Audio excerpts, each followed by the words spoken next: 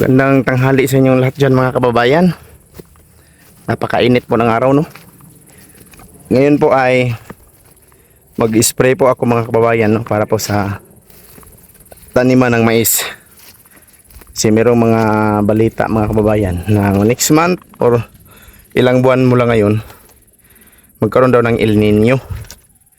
So kailangan natin makatanim ng mais ngayon para meron tayong hihintayin balang araw at baka hindi pa siya mabutan ng El Nino, makaharvest na tayo.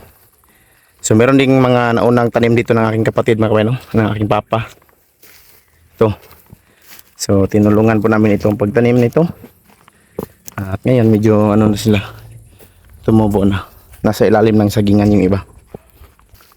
So ngayon mag-spray na naman ako mga kabayan, preparation para po sa bagong tanim, para makatanim na naman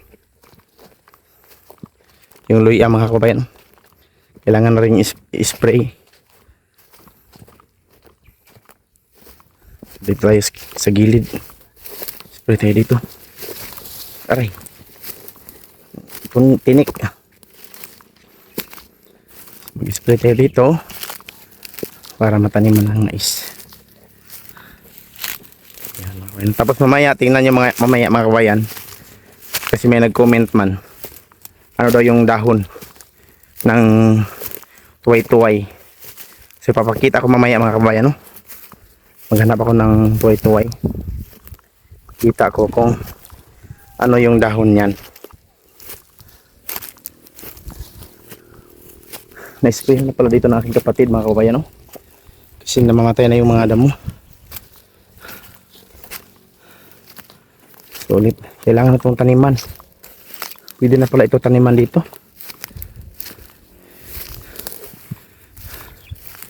Yan. So mag-spray muna ako dito mga kabayan. So yun mga kabayan, no? Nakaubos tayo ng isang tangke ngayon. Yan.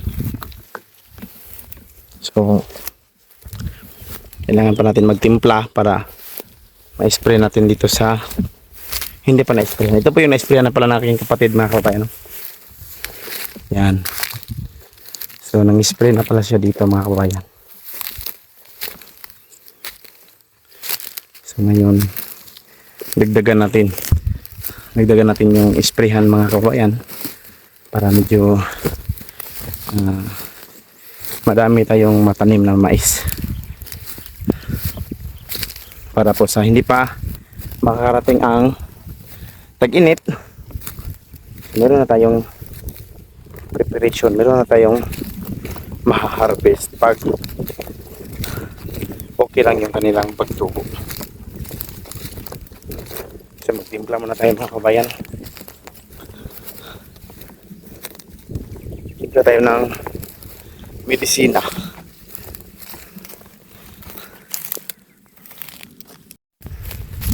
Kung mga kabayan, biglang umulan. Paano na to ngayon? Kaya hindi tatalab itong herbicide natin. Sayang. Hapon na kasi ako nakapag-spray mga kababayan, kasi po kanina matapos ko pong mapakain yung mga alaga, pinuntahan ko yung ate ko doon sa Malapangi at tapos hinatid ko yung parcel na galing kay Mama Anisita doon sa Taloytoy para kay Lorabel, para kay Samantha at para kay Juvie. Kaya nung pag-uwi ko ng halian, pahinga konti, tapos nag-spray, kaya hapon ako nakapag-spray. Kaya ngayon hindi pa tayo natapos, dumating na yung ulan. So uwi na tayo. Sana nga lang ay tatalab pa yung herbicide na in-spray natin. Naku, ang lakas ng ulan mga kabayan. Kita ko sa inyo ngayon mga kabayan, para kay Ginny.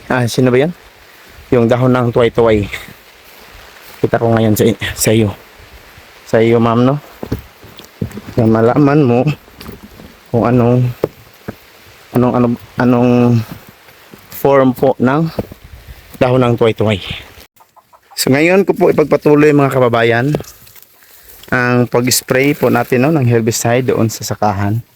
Tapos ngayon ipapakita ko po yung tuway-tuway no na comment po ng ating viewers kung ano po daw yung mukha o dahon ng tuway-tuway.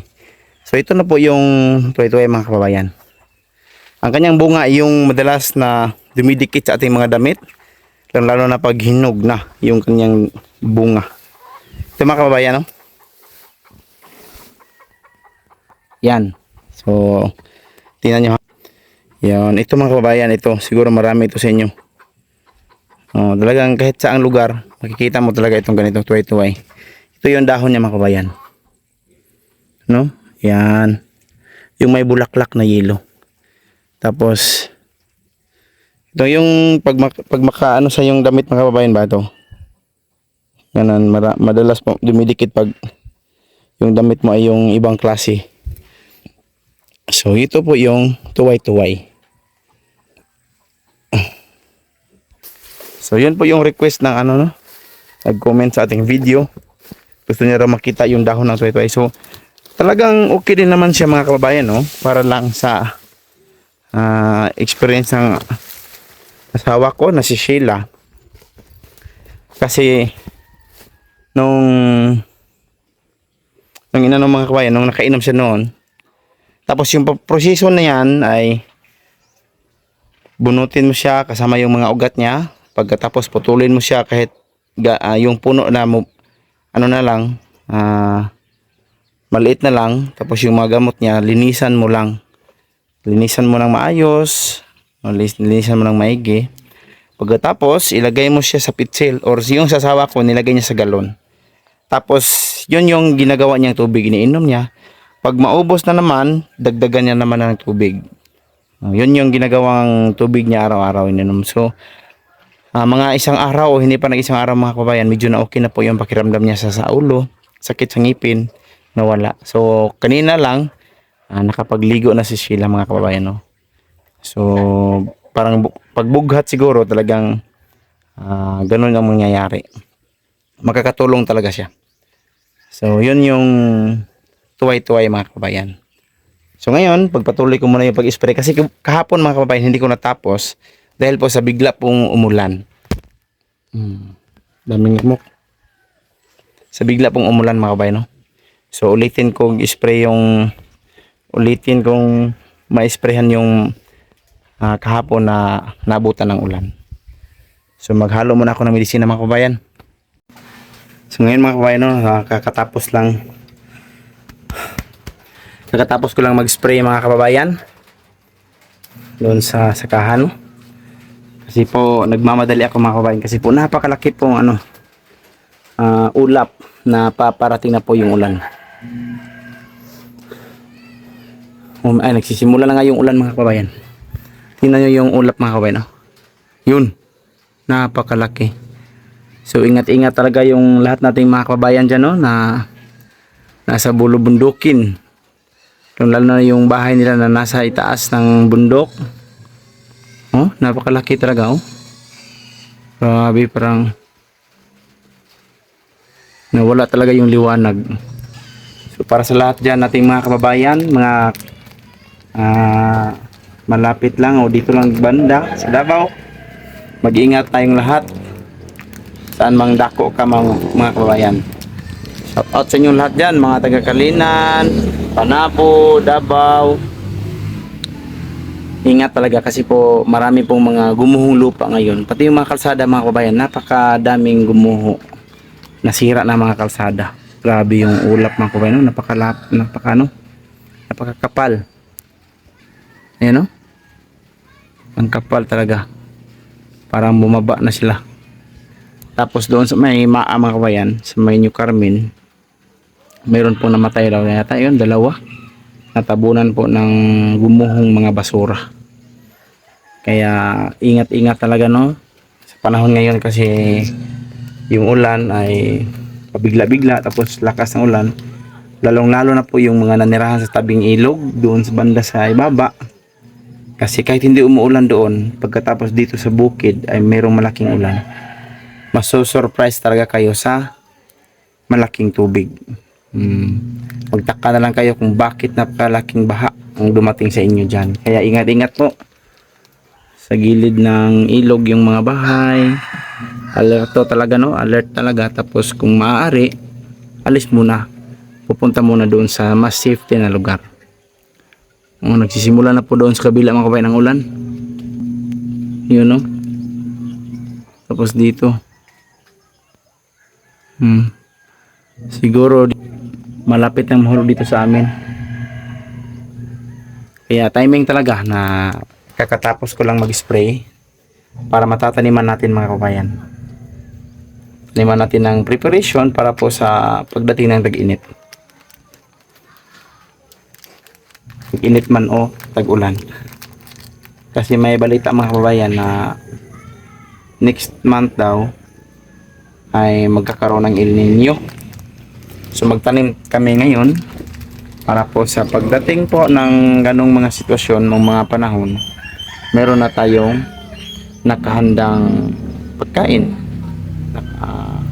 Konsumo na namin para po